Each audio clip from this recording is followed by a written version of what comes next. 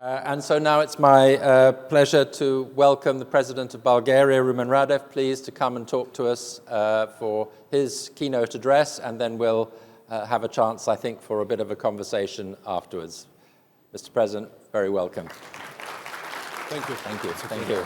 I appreciate it.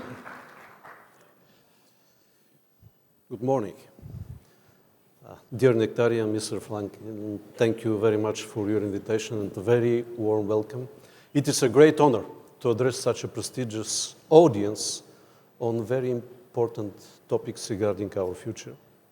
I'm sure that no one in this room 2.5 years ago could ever imagine that we may witness full-scale, devastating war in Europe and today's tragic events in the Middle East, reminding us of how volatile our neighborhood is and how fragile the peace is. Against this global landscape, I believe that the major objectives of the EU is to deliver security, stability, and prosperity to all its citizens, as well to the neighborhood. To be able to shape our future depends heavily on our ability to sustain and develop this role and vision of the EU, to strengthen our security and defense, and to develop a sound strategy to bring back the peace in Europe. Every day of the Russian war against Ukraine is a growing risk to the world peace. This war has become already a war of attrition, of global economic clash, generating tremendous human suffering and material damage, draining our economic and social systems, feeding political instability and populism.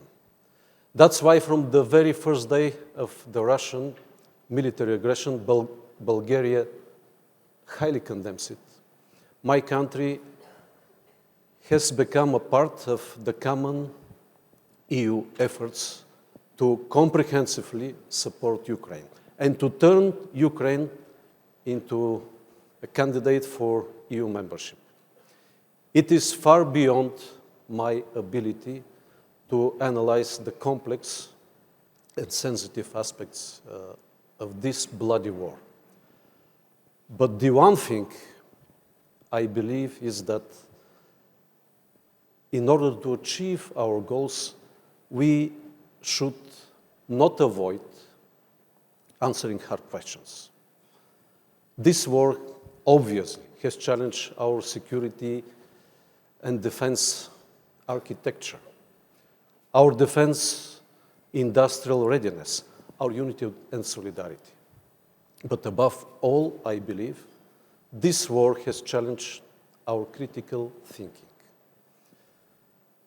our ability to profoundly analyze and assess all the strategic and operational aspects and risks, to identify the strategic center of gravity of the opponent, like stated by Clausewitz 200 years ago, be it the Russian field forces, the lines of communication, the Russian economy and military industry,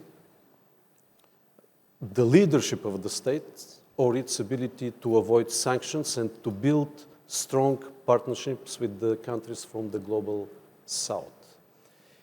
It challenged our ability to develop sound, to define feasible political objectives and to translate them into a sound strategy. It also challenged our ability to define the desired end state and what does victory mean. And also to develop our strategy using all the available instruments, military, economic, and diplomatic.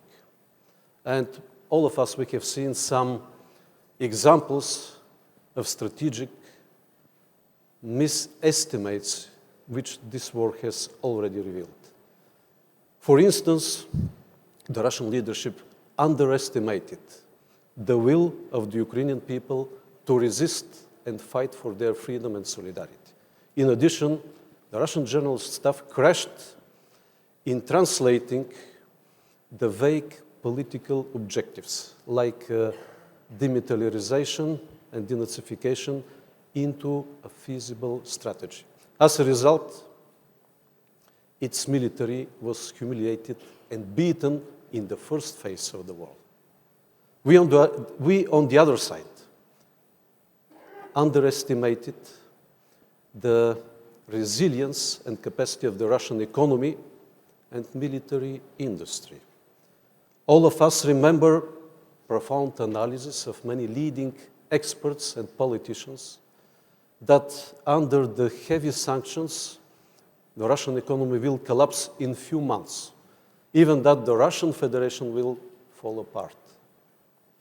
Nothing like that happened. The overall EU economic growth for the last year is far below the Russian economic growth. I don't know if the declared Russian growth of 3.6% is true, but it is true that the Russian industry, military industry today produces far more shells and essential military equipment than all of us together. Another example, the Ukrainian leadership, encouraged by many ally experts and leaders, underestimated some of the basic principles of operational art, which demand certain conditions like advantage in manpower, equipment, and air dominance to be at place before launching any offensive operation. We know the result. The famous long advertised Ukrainian counteroffensive turned into tremendous loss of human lives and material.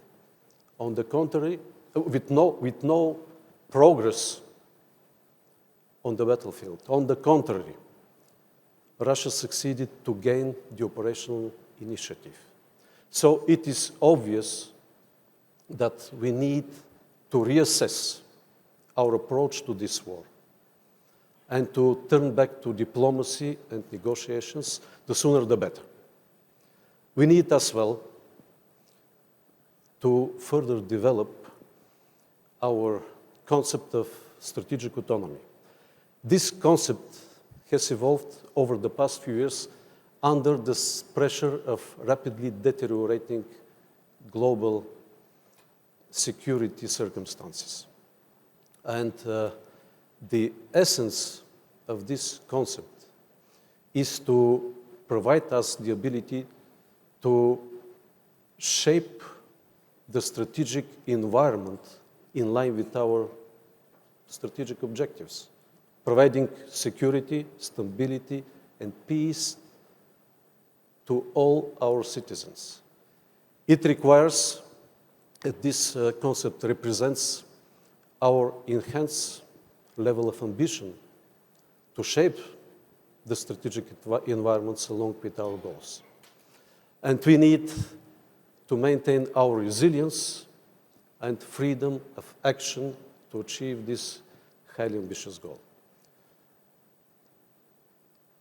The concept of strategic autonomy requires reinforcing, most of all, the overall European Union long-term global competitiveness. This is a top priority. To strengthen our industrial base in line with accelerated green and digital transition, securing the supply and autonomous production of abundant, affordable, and clean energy, securing the supply of critical raw materials, boosting the science, boosting innovations, technology, space, and artificial intelligence development. Further developing our transport, digital, and energy connectivity. And most of all, to further develop and strengthen our defense industrial base. And overcoming our fragmentation, talking about defense industry. It is true that that we have witnessed a significant progress in many of these areas. And many other positive and important initiatives they are underway, especially regarding the development of the legal framework, like Net Zero Industry Act, Critical Raw Materials Act, European Chips Act, Artificial Intelligence Act, the European Defense Industry Strategy, and the European Defense Industry Program. All of them provide a huge step forward, and I do believe that very soon we can witness some even better specific results. So my time is over, I guess. And thank you for your attention. Thank you.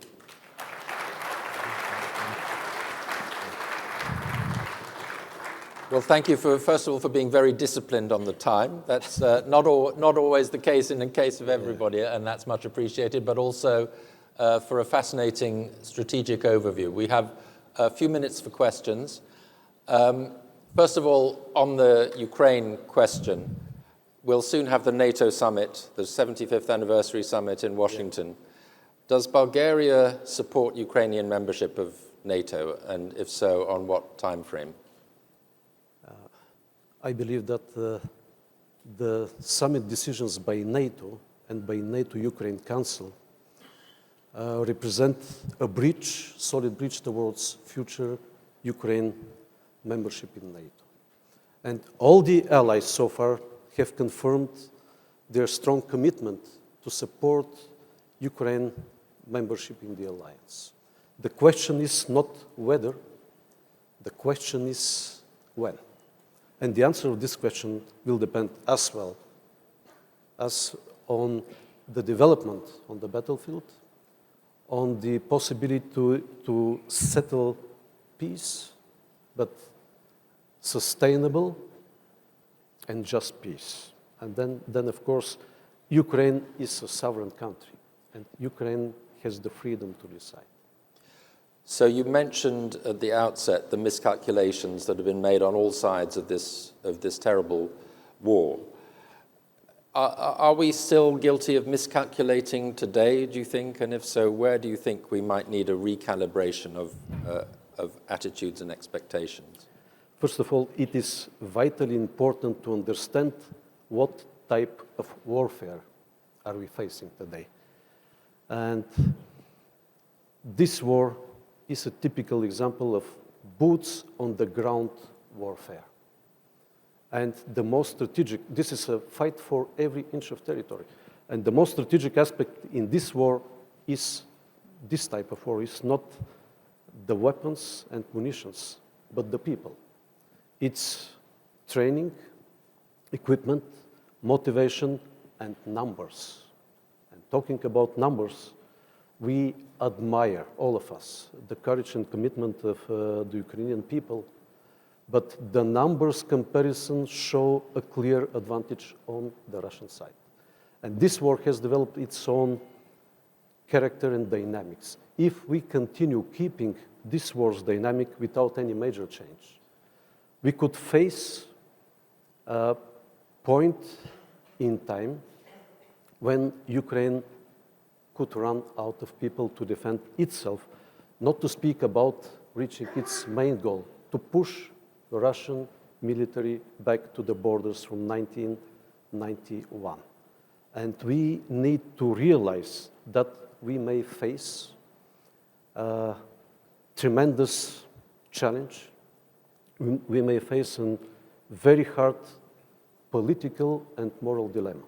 On the one hand, I can understand the concerns of some political leaders that if we don't support Ukraine with everything, including troops, we betray our values. We agree that territories could be grabbed by force in 21st century, and we sacrifice international law. On the other hand, we have to be clear that NATO should and will not enter this war, especially with troops on the ground. And NATO should not allow to be dragged in this war. This is vitally important because any direct clash between NATO and Russia could lead to a global clash with nuclear weapons, with devastating consequences, and this is not in favor for Europe. This scenario is not in favor for Ukraine. So how do you resolve this dilemma between the strategic disadvantage for Ukraine and strategic imperative of NATO to steer out of it in terms of feet on the ground? I do believe that I have mentioned before a while that we need as soon as possible to turn back to diplomacy and to prepare the ground for negotiations, to avoid this moment in time, because it could come. This is one of the risks of this war. And diplomacy and dialogue offer much more avenues for the future than the binary logic of the war. And also we need to support, to involve, and to engage all the strategic parties in these negotiations. That's why my country supported the peace conference in Switzerland, as this is the first, I believe, the first very important step to the right direction to refocus from gaining victory at any price to win the peace. And negotiations between Russia and Ukraine, supported by its partners, when the moment comes. Ukraine could decide when the moment comes. And we need to prepare the ground.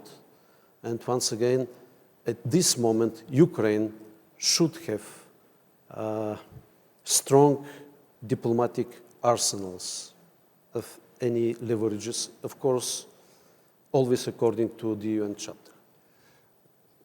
We won't have time to go into the details of this diplomacy. It's very important, obviously. I want to take the opportunity, though, for one more question, specifically for Bulgaria.